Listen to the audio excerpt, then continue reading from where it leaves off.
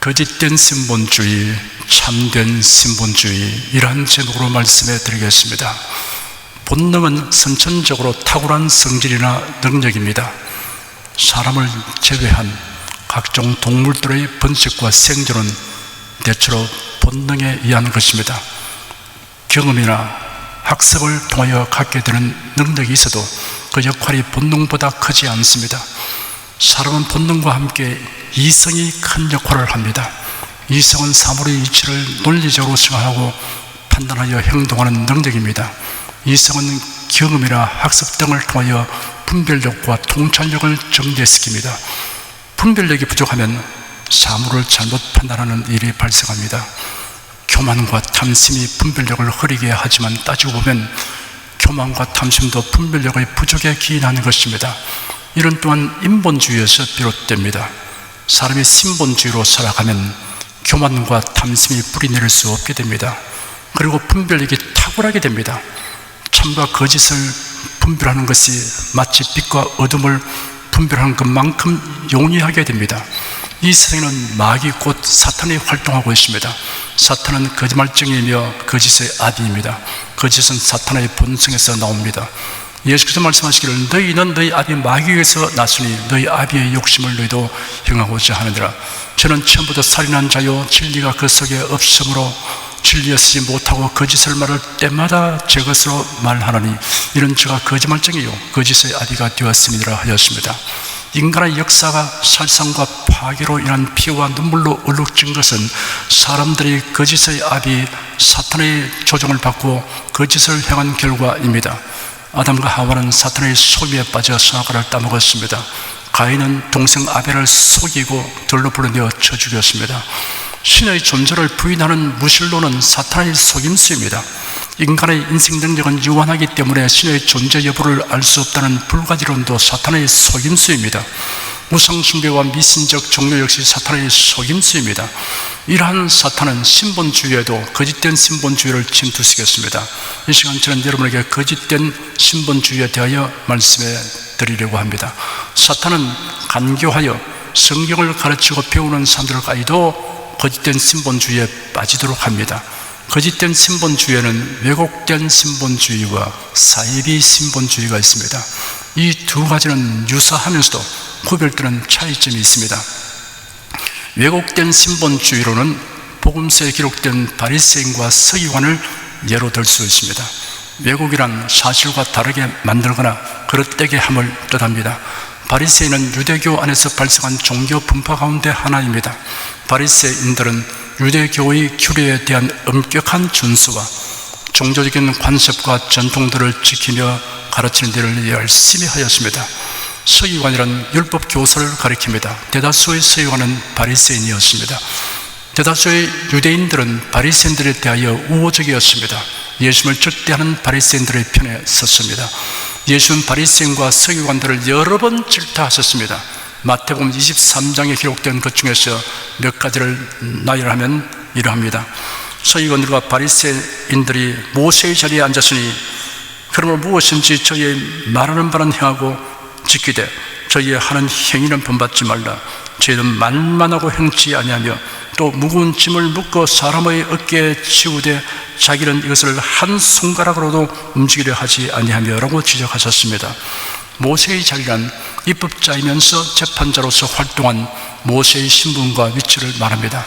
서기관들과 바리새인들이 마치 그들도 입법자와 재판자인 것처럼 행동하고 있었던 것입니다. 바리새인들은 율법을 613가지로 세분화하여 가르쳤습니다. 하라는 것이 248개이고 하지 말라는 것이 365개였습니다. 이러한 가르침은 사람들에게 무거운 짐을 묶어 어깨에 지우는 것과 같은 것입니다. 자신들이 그 율법들을 다 지키느냐 하면 그렇지 않았습니다. 다만 남을 가르치기 위해 겉으로 까다롭고 복잡하게 만든 것이나 다름없습니다. 저희 모든 행위를 사람에게 보이고자 하여 하나니 곧 그 차는 경문을 얻게 하며 옷수를 크게 하고 잔치의 상석과 회당의 상자와 시장에서 문안 받는 것과 사람에게 랍비라 칭을 받는 것을 좋아하느니라 하였습니다. 바리새인들은 사람들에게 과시하려고 온갖 기발한 행동을 하였습니다. 그 차는 경문을 넓게 하였습니다. 경문이란 모세율법 중에 출애굽기 13장 1절에서 10절, 11절에서 16절, 그리고 신명기 6장 4절에서 9절, 11장 13절에서 21절 등의 네 부분을 작고 긴 양피지 조각에 기록하여 그것을 작은 상자 속에 봉에 넣은 것입니다. 유대인들은 이것으로 네 손의 기호와 내 미간의 표를 삼으라는 말씀에 근거하여 그 경문을 이마와 왼팔에 가죽끈으로 고정하고 틈나는 대로 보면서 경건에 힘썼습니다. 이마는 기억하는 것을 의미하고 손은 일하는 것을 의미합니다. 하나님의 말씀을 항상 기억하고 그 말씀에 합당하게 일하라는 것이 그 계명의 참 뜻입니다. 그런데 바리새인들은 그 순수한 목적은 경홀히 하고 어찌하든지 경건하게 보이려고 하여 그 경문이 사람들의 눈에 잘 보이도록 넓게 만들었습니다. 그 옷술을 크게 한다고 하였습니다. 옷술이란 민수기 15장 37절에서 40절의 말씀에 의하여 흰색과 청색 실로 짠 부속물인데 이를 겉옷의 가장자리에 매달았습니다. 이 역시 하나님의 말씀을 늘 명심하여 지켜 행하도록 하기 위한 목적으로 지시하신 것입니다. 그런데 바리새인들은 그 목적을 무시해버리고 옷술을 크게 하여 과시하는 데만 힘썼습니다. 잔치의 상석과 회당의 윗자리에 앉기를 좋아하였습니다. 잔치상의 오른쪽 상단 끝이 상석인데 잔치에 초대받으면 그 자리를 차지하려고 애썼습니다. 회당에서는 율법을 넣어두는 궤 앞에 마련된 자리가 윗자리인데 그곳을 차지하는 것을 즐겼습니다. 시장에서 문안받는 것과 사람에게 랍비라 칭을 받는 것을 좋아하였습니다. 사람들이 많이 모이는 곳에 가서 사람들에게 문안받기를 좋아하고 선생님이라고 불리는 것을 즐겼습니다. 화 있을진저 외식하는 서기관들과 바리새인들이여 너희는 천국 문을 사람들 앞에서 닫고 너희도 들어가지 않고 들어가려 하는 자도 들어가지 못하게 하노다. 화 있을진저 외식하는 서기관들과 바리새인들이여 너희는 교인 하나를 얻기 위하여 바다와 육지를 두루 다니다가 생기면 너희보다 배나 더 지옥 자식이 되게 하노다 였습니다. 예수께서 바리새인들과 서기관들의 죄악을 구체적으로 적시하셨습니다. 예수는 거룩한 분노를 점점 더 강하게 나타내시고 연속하여 7번이나 화이실진저 라고 하시면서 질타하셨습니다. 이처럼 가혹하게 말씀하신 이유는 그들의 종교 행위가 하나님을 경외하는 경건한 신앙에서 나온 것이 아니라 겉으로만 경건한 채 하는 왜곡된 신본주의로 행하였기 때문입니다. 서기관들과 바리새인들은 한 사람이라도 더 유대교에 입교시키려고 개종자를 만들기 위하여 혼신의 힘을 다하였습니다. 그러나 성경 말씀의 본질을 혼잡하게 하고 왜곡되게 가르쳤으니 이런 다른 사람들이 천국으로 들어가는 문을 닫는 행위와 같습니다. 이런 행위는 자신은 물론이고 다른 사람들까지 천국에 들어가지 못하게 하는 범죄입니다. 더욱이 성경을 왜곡되게 가르침 바른 자가 이를 확신하게 되면 이단 사설을 전파하는 일에 가담하게 되므로 배나 더 지옥 자식이 됩니다. 화이실진저 외식하는 서기관들과 바리새인들이여 회칠한 무덤 같으니 겉으로는 아름답게 보이나 그 안에는 죽은 사람의 뼈와 모든 더러운 것이 가득하도다. 이와 같이 너희도 겉으로는 사람에게 옳게 보이되 안으로는 외식과 불법이 가득하도다 하였습니다. 유대인의 무덤은 초기에는 동굴 위주였으나 후기에는 토굴 위주로 바뀌었습니다. 유대력으로 야달월 15일에 무덤을 석회로 칠하는 관례를 가졌습니다. 이런 무덤이 눈에 잘 띄도록 하여 지나가는 사람들이 실수로 무덤을 밟지 않도록 하기 위한 것입니다. 회칠한 무덤의 바깥 모습은 희고 깨끗합니다. 그러나 그 내부에는 부패한 시체나 마른 뼈들이 있습니다. 예수는 바리새인들을 회칠한 무덤에 비유하였습니다. 이것이 왜곡된 신본주의의 실상입니다. 마가복음 7장에는 이런 말씀이 기록되어 있습니다. 또 가라사대 너희가 너희 유전을 지키려고 하나님의 계명을 잘 저버리는도다. 모세는 네 부모를 공경하라 하고 또 아비나 어미를 회방하는 자는 반드시 죽으리라 하였거늘 너희는 가로되 사람이 아비에게나 어미에게 말하기를 내가 드려 유익하게 할 것이 고르반 곧 하나님께 드림이 되었다고 하기만 하면 그만이라 하고 제 아비나 어미에게 다시 아무 것이라도 하여 드리기를 허하지 아니하여 너희의 지난 유전으로 하나님의 말씀을 폐하며 또 이 같은 일을 많이 행하느니라 하였습니다. 고르반은 바벨론 포로 이후에 유대인들 가운데 생겨난 관례입니다. 하나님께 예물로 바쳐 다른 사람이 사용하지 못하게 하는 어떤 것을 가리킵니다. 바리새인 중에 부모와 사이가 나쁘면 고르반의 서양문을 이용하여 부모 복량을 저버리는 악습이 있었습니다. 부모님에게 드리기를 기피하는 방편으로 이것은 하나님께 드리는 고르반이라고 하였습니다. 바리새인들은 이처럼 율법과 관습을 하나님 중심이 아니라 자기 중심으로 해석하고 자기 유익과 명예를 위해 사용하였습니다. 이런 행위가 왜곡된 신본주의입니다. 사도 바울은 당시 유대인들의 공통적인 왜곡된 신본주의에 대하여 로마서 10장에 기록하기를, 형제들아, 내 마음에 원하는 바와 하나님께 구하는 바는 이스라엘을 위함이니 곧 저희로 구원을 얻게 함이라. 내가 증거하노니 저희가 하나님께 열심히 있으나 지식을 쫓은 것이 아니라 하나님의 의를 모르고 자기 의를 세우려고 힘써 하나님의 의를 복종치 아니하였느니라. 그리스도는 모든 믿는 자에게 의를 이루기 위하여 율법의 마침이 되시니라 하였습니다. 사도 바울은 자신의 동족 이스라엘이 구원을 얻게 되기를 소원하며 이를 하나님께 간구하였습니다. 민족은 같은 지역에서 오랫동안 공동생활을 함으로써 언어와 풍습 따위의 문화 내용을 함께하는 집단입니다. 결례나 동포라는 용어와 함께 사용됩니다. 한 조상의 자손들입니다. 국민과 민족은 같은 의미로 사용될 수 없습니다. 국가는 일정한 영토와 국민 그리고 주권에 의한 통치 조직을 지닌 사회 집단입니다. 한 국가의 국민 중에는 여러 민족이 섞여 있습니다. 대체로 그 중에 주류를 이룬 민족이 있습니다. 바울은 동족의 구원을 위한 소원을 가졌습니다. 그리고 간절한 마음으로 기도했습니다. 당시 이스라엘 민족은 단일 종교를 가졌습니다. 모세의 율법과 선지자의 예언이 기록된 성경을 경전으로 삼고 있었습니다. 그들은 대단한 열심으로 신앙생활을 하였습니다. 신앙생활의 최종 목표는 의롭게 되는 것입니다. 그들은 의롭게 되는 길이 율법을 지켜 행하는 것이라고 하였습니다. 그러나 성경이 가르치는 것은 그것이 아닙니다. 하나님이 인간에게 요구하신 의는 인간의 행위로는 도달할 수 없기 때문입니다. 율법은 인간에게 있는 죄와 허물을 드러내는 역할을 할 뿐 해결해 주지는 못합니다. 율법은 마치 거울과 같습니다. 우리가 거울을 들여다보면 내 모습이 어떠한가를 알게 됩니다. 거울의 역할은 여기까지입니다. 거울이 헝클어진 머리를 빗겨주거나 얼굴에 묻은 것을 제거해 주지 않습니다. 율법이 드러내어 주는 우리의 죄와 허물은 예수로의 구속을 통해서만이 없앨 수 있습니다. 예수를 믿는 자에게는 하나님의 의가 전가됩니다. 이런 완전 무결한 의입니다. 이러한 은혜와 진리를 모르거나 믿지 아니한 사람은 끝까지 자신의 행위로 외롭게 되는 노력을 하게 됩니다. 그리하여 힘써 하나님의 의를 배척하는 결과를 초래하게 됩니다.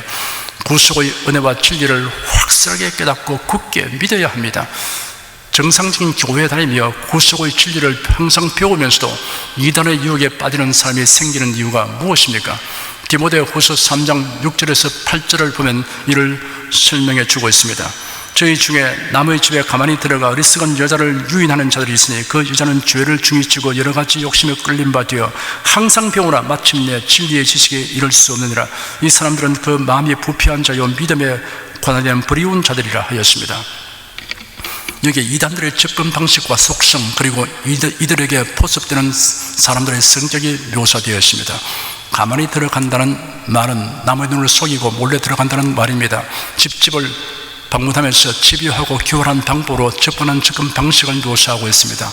여기서 집이란 주거하는 집뿐 아니라 오늘날로 말하면 사무실, 사업장, 교회당을 다 포함하는 것입니다. 누구를 가만히 유인하냐 하면 그 대상을 어리석은 여인들이라고 했습니다. 어리석은 여인들이 이들에게 포섭됩니다. 정상적인 교회에 다니는 여인들이 왜 이런 사이비 이단자들의 유인에 말려 들어가고 포섭되느냐 하면 자기 욕심에 끌리기 때문이라고 했습니다. 그 욕심이란 무언가 색다른 것을 알려고 하는 욕심, 특이한 현상을 체험하려고 하는 욕심 등입니다. 사이비 이단 집단은 이런 심리를 교묘하게 이용하여 낚싯밥을 던집니다. 일반 교회에서 잘 사용하지 않는 용어로서 유인합니다. 거듭남의 비밀, 4단계 회개, 5단계 성령 세례, 균합법적 성령 해석, 영성 훈련, 내적 치유, 관상 기도, 킹 제임스 성경, 비유적 성경 해석 등으로 호기심을 자극합니다. 혹은 특이한 현상을 연출하여 유인합니다. 사람을 쓰러지게 합니다. 자기가 인도하는 집회에 참석하면 하늘에서 금가루가 내려온다고 합니다. 아말감으로 떼운 치아가 금으로 변한다고 선전합니다. 이런 자들이 교묘한 조직과 가르침으로 신자들을 유인하고 교회를 파괴합니다. 어리석은 자들을 유혹하여 복음 진리를 버리고 이단 집단에 속게 하여 멸망케 합니다. 이런 자들에게 미혹되는 삶을 가리켜 말기를 항상 병우나 마침내 진리의 지식에 이를 수 없는 자라고 하였습니다. 교회에서 사이비 이단 집단을 꼭 집어서 말해줘도 그들의 손에 끌려가는 사람은 항상 병우나 마침내 진리의 지식에 이를 수 없는 자입니다. 왜곡된 신본주의에 빠진 자들은 참된 신본주의자를 미워하고 박해합니다. 사도행전에 보면 스데반이 유대인들에게 애타는 마음으로 복음을 전하여 회개를 촉구하였습니다. 이를 듣는 자들이 도리어 거짓 증인을 세워 스데반이 하나님을 모독하는 말을 하였다고 정죄하고 돌로 쳐서 죽였습니다. 이들은 자신들이 행한 일이 하나님을 섬기는 행위라고 생각합니다. 하나님 중심으로 판단하고 행한 일이라고 확신했습니다. 그러나 실상은 왜곡된 신본주의에 빠져있는 자들입니다. 사이비 신본주의가 있습니다. 겉으로는 같아 보이나 실제로는 다른 것이 사이비입니다. 사이비 신본주의자가 적극적으로 기독교회에 참여하는 이유는 자신이 추구하는 세상의 그 무엇을 얻기 위한 것입니다. 이런 자들의 정체를 살펴보면 그들은 이중논리와 이중적인 말을 하고 이중행위를 합니다. 그러한 자신의 정체가 드러나도 놀라거나 부끄러워하지 않습니다. 얼마든지 궤변을 늘어놓습니다. 어느 누가 정색을 하고 다음과 같이 주장한다고 하면 여러분 그 사람을 어떻게 생각하겠습니까? 정삼각형은 세 각의 크기와 세 변의 길이가 모두 같다. 그러나 같지 않을 수도 있음을 배제할 수 없다. 원은 둥글다. 하지만 삼각형으로 된 원이 없다고 제한할 수 없다. 이런 소리를 하는 자를 인격 분열자나 이중인격자로 말할 수밖에 없습니다. WCC의 세계 선교와 전도 협의회 문서인 일치를 향한 오늘의 선교와 전도 선언문에는 이렇게 말했습니다. 우리는 예수를 통한 구원 외에 다른 구원을 이야기할 수 없다. 동시에 우리는 하나님의 구원의 능력에 어떤 제한을 둘 수 없다. 이처럼 서로 상반된 고백을 하나의 문장에 담고 있습니다. 이것이 간교한 마귀의 술책입니다. 예수 외에는 구원의 길이 없지만 다른 구원의 길이 있을 수 있다라는 식의 이중적 표현을 한 것입니다. 성경은 전능하신 하나님의 계시하신 말씀으로 진실이며 진리이다. 그러나 오늘날은 과학적인 측면에서 보면 오류가 많음을 부정할 수 없다라는 이중적 표현을 하는 자들도 있습니다. 이중인격자들입니다. 사이비 신본주의는 하나님 중심이 아니고 자기 중심입니다. 예수님이 십자가를 지시려고 예루살렘으로 가시면서 자신에게 닥칠 일들을 몇 번이나 자들에게 예고했습니다. 보아라, 우리가 예루살렘으로 올라가는데 인자가 대상들과 서기관들에게 넘겨지고 그들이 사형을 선고하여 이방인들에게 넘겨줄 것이다. 그들이 그를 조롱하고 침뱉을 것이며 그를 채찍질하고 죽일 것이나 그가 3일 만에 살아날 것이다. 그런데 제 아들은 그 말씀을 모두 자기 중심으로 해석했습니다. 베드로가 예수님을 붙들고 항의하며 말하기를, 주님, 그럴 수 없습니다. 절대로 이런 일이 주께 일어나지 않을 것입니다 하였습니다. 예수께서 돌아서 베드로에게 말씀하셨습니다. 사탄아, 내대로 물러가라. 너는 나를 넘어지게 하는 자로다. 네가 하나님의 일을 생각지 않고 도리어 사람의 일을 생각한도다. 베드로의 말과 행동은 사이비 제자나 다름없습니다. 예수를 주님이라고 부르는 참된 제자라면 주님의 뜻이 표명된 말씀을 자기 뜻에 맞도록 고치려고 나서서는 안 됩니다. 야고보와 요한은 예수님이 그사를 향하여 이스라엘의 통치자가 될 것이라고 기대하였습니다. 그들은 예수께서 누가 눈치채지 못하게 하시려고 의도적으로 이런 말씀을 하시는 것이라고 판단했을지도 모릅니다. 그래야 예수님께 다가가서 말하기를, 선생님, 저희가 성령님께 무엇을 구하든지 저에게 하여 주시기를 원합니다 하였습니다. 예수께서 그들에게 말씀하시기를, 내가 너에게 무엇을 해주기를 원하느냐 하니, 선생님의 영광 중에서 저희가 하나는 선생님의 오른쪽에 하나는 왼쪽에 앉게 하여 주십시오 하였습니다. 그 말을 듣고 다른 제자들이 불쾌하게 여겼습니다. 그 이유는 높은 자리를 두 사람이 선점하려고 하는 것 때문이었습니다. 그러니 다른 제자들도 예수님 중심이 아니고 자기 중심으로 생각하고 판단하며 행동했던 것입니다. 사이비 제자들입니다. 예수님은 예루살렘에서 오리쯤 되는 베다니에 살고 있는 나사로의 집을 방문하셨습니다. 나사로가 병들었을 때 나사로의 누이들인 마르다와 마리아가 긴급하게 예수님께 통지했으나 예수님이 뒤늦게 오셨습니다. 나사로가 장사된 지 나흘이 지났습니다. 그러나 예수님은 나사로의 무덤으로 가셔서 나사로가 살아나게 하셨습니다. 그런 일이 있었으니 예수님의 방문을 바른 나사로와 두 누이들의 기쁨은 말로 다 할 수 없었습니다. 잔치가 배설되었습니다. 마르다는 음식을 장만하고 있었고 마리아는 제자들과 함께 예수님의 말씀을 듣고 있었습니다. 아마 여기서도 예수님은 자신이 성경에 예언된 대로 죽으시고 다시 살아날 것에 대하여 말씀하셨을 것입니다. 마리아는 이 말씀을 자기 중심으로 이해하지 않고 주님 중심으로 이해했습니다. 그래야 마리아는 향유를 가지고 와서 예수님에게 부었습니다. 예수님은 마리아의 이러한 행동이 예수님의 장례를 예비하는 예언적 행위라고 말씀하셨습니다. 그런데 가룟 유다는 마리아의 행동을 자기 중심으로 판단하여 낭비하는 일이라고 책망했습니다. 향유를 팔아서 그에게 헌금을 했으면 좋았을 텐데 라고 생각했습니다. 그가 헌금 관리하는 일을 하면서 돈을 훔치곤 했던 것입니다. 사이비 제자임이 틀림없습니다. 그날 이후 예루살렘에서 마지막 만찬이 진행된 동안 가룟 유다는 예수의 제자라는 신분을 이용하여 제사장들에게 예수님을 팔아넘기는 일을 도모하였습니다. 그래서 3년 반 동안 예수님과 함께 있으면서 예수님이 행하신 일들을 보았으며 하시는 말씀을 들었습니다.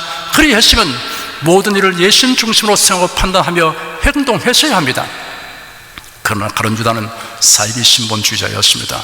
모든 일을 자기 중심으로 생각하고 계획하며 행동했습니다. 다른 11명의 제자들은 예수님이 체포되고 사형의 철자로 정죄되어 총독 빌라도에게 넘겨져서 결국 십자가에 못 박혀 죽으신 것을 보았습니다. 그리고 부활하신 예수님을 뵙게 되었습니다. 그날 이후로는 그들은 모두 철저하게 신본주의자가 되었습니다. 모든 일을 하나님 중심으로 이해하고 판단하며 행동했습니다. 사도 바울의 경우를 살펴보겠습니다. 그는 골수 바리새인이었고 율법학자였습니다.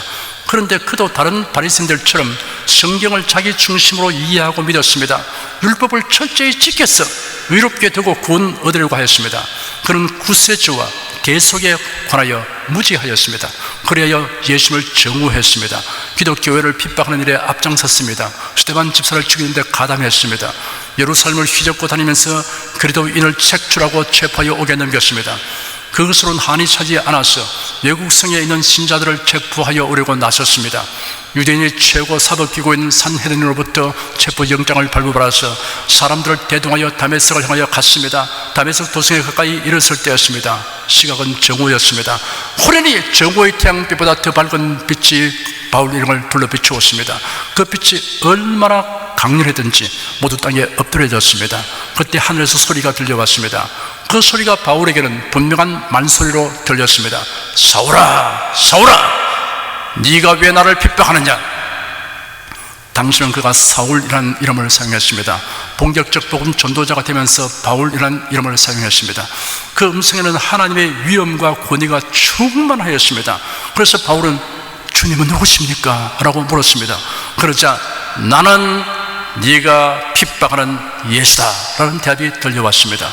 그날 바울은 놀라운 사실을 깨달았습니다. 그가 오늘까지 신본주의로 살렸고 무진리를 써왔는데 사실은 사이비 신본주의자였다는 것입니다. 누구보다도 하나님을 잘 섬긴다고 자부했는데 실상은 하나님을 거슬러 행하였다는 사실을 알고 큰 충격을 받았습니다. 하나님 뜻대로 행하며 산다고 생각했는데 사실은 하나님의 뜻을 역행하며 살았던 것입니다. 성경대로가 아닌 바리새인들의 교훈과 전통대로 살아왔던 것입니다. 사람들이 그를 훌륭한 신자로 보았지만 사실은 사이비 신자였습니다. 사이비 신본주의자였습니다. 십자가에 못 박혀 죽으신 예수님이 주님이시고 그리스도이시며 하나님이시라는 것을 비로소 알게 되었습니다. 바울은 그 자리에서 주님, 내가 무엇을 할까요? 라고 질문했습니다. 그는 지금까지 자기 두뇌가 명석함으로 스스로 계획하고 판단하며 실천했습니다. 그런데 이제는 그럴 수 없었습니다. 자신이 예수 그리스도의 종인 것을 알았습니다. 그러므로 주님이신 예수님에게 자신이 해야 할 일을 물었습니다. 이날 이후로 바울은 주님, 내가 무엇을 할까요? 라는 질문을 먼저 하면서 살아갔습니다. 우리가 참된 신본주의자로 살아가려면 나의 주님은 누구이십니까? 라는 질문에 대한 바른 답을 확실하게 알아야 합니다. 그리고는 주님, 내가 무엇을 할까요? 라는 질문에 대한 답을 얻고 행동해야 합니다. 다만 우리가 육신을 입고 세상에서 살고 있는 상황으로 인해 철저하게 신본주의로 살아가는데 항상 미치지 못하여 탄식하게 됩니다. 로마서 7장에는 사도 바울이 탄식하는 소리를 읽을 수 있습니다. 내가 원하는 바 선은 하지 아니하고 도리어 원치 않는 바 악을 행하노라. 만일 내가 원치 않는 것을 하면 이를 행하는 자가 내가 아니요 내 속에 거하는 죄니라. 그러므로 내가 한 법을 깨달았노니 곧 선을 행하기 원하는 나에게 악이 함께 있는 것이로다. 내 속 사람으로는 하나님의 법을 즐거워하되 내 지체 속에서 다른 법이 내 마음의 법과 싸워 내 지체 속에 있는 죄의 법으로 나를 사로잡아 오는 것을 보노다. 오라, 나는 공고한 사람이로다. 이 사망에서 누가 나를 건져내랴. 바울 사도가 심각한 죄를 늘 범한 것이 아닙니다. 다만 그가 100% 신본주의로 살고 애쓴 사실을 나타내고 있는 것입니다. 우리도 이와 같은 자세로 살아가야 할 것입니다. 구원을 얻기 위해서가 아니라 예수의 대속의 은혜를 믿음으로 구원받은 자가 되었기 때문입니다. 이 시간 이 설교를 들으시는 여러분은 왜곡된 신본주의, 사이비 신본주의를 분별하여 배척하고 언제나 참된 신본주의자로서 하나님 중심, 하나님 제일, 하나님 우선으로 생각하고 말하며 살아가시기를 축원합니다.